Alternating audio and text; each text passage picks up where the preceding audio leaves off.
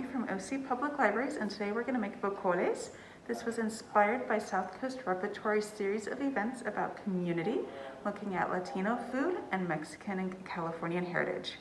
Today we're going to be using corn flour, queso fresco, a little bit of salt, some cilantro, and if you don't like cilantro, you can always substitute mint instead, as well as butter and a little bit of warm water. We're gonna mix it all together and then fry them up and have some tasty bocoles at the end of this. All right, so we're gonna start by mixing 1 cup corn flour, 1/3 cup crumbled queso fresco, a half teaspoon of salt, and then 4 tablespoons of butter. You can either use your hands, or if you have a couple forks, you can do the mix, or however you want it is to mix it at home. So we're just gonna mix it into a nice dough, and then we'll go to the next part. All right, everything's mixed in, so we're gonna add our 3 tablespoons of cilantro. And again, if you're not a cilantro fan, go ahead and switch that over to mint.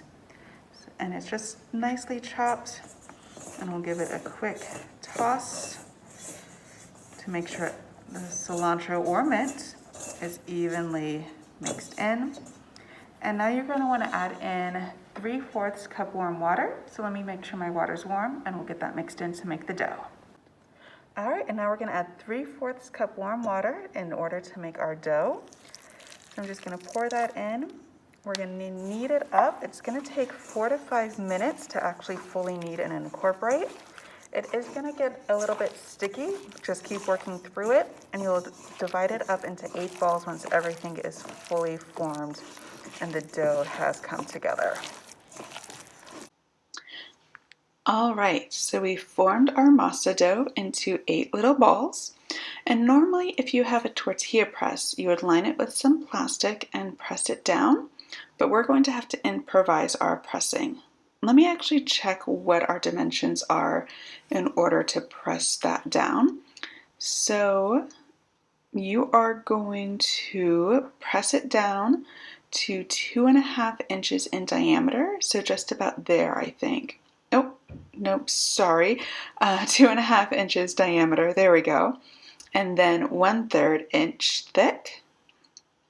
And we don't have a tortilla press in the Charlie cart. So I'm going to use this plastic bag that I cut open earlier. You can also use saran wrap or whatever you have on hand. I'm going to press them by hand and eyeball it to make sure everything is even. While you're pressing those, go ahead and heat up your oil or butter on the griddle or skillet. And I do have a little water over here. In case they get dry, you can sprinkle some water on them and keep them nice and moist.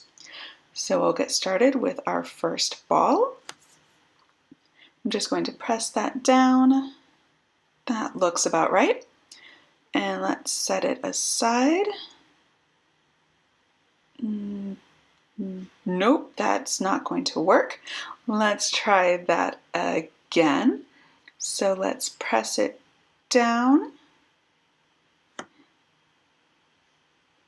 And let's see if I can flip it.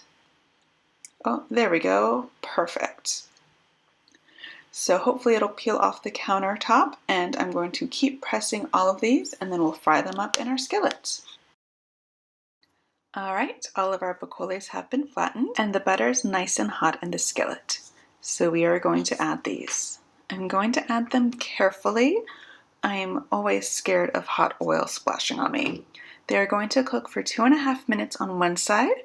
We're going to flip them and cook for 3.5 to 4 minutes. Flip and cook for 2 final minutes. I'm going to keep adding bocoles to get as many cooked in the first round without overcrowding the pan. So let's see if this last one will fit. Nope. I'm going to turn the heat up a little. I think I let it get too low, so we're going to cook for 2.5 minutes and flip them in a moment.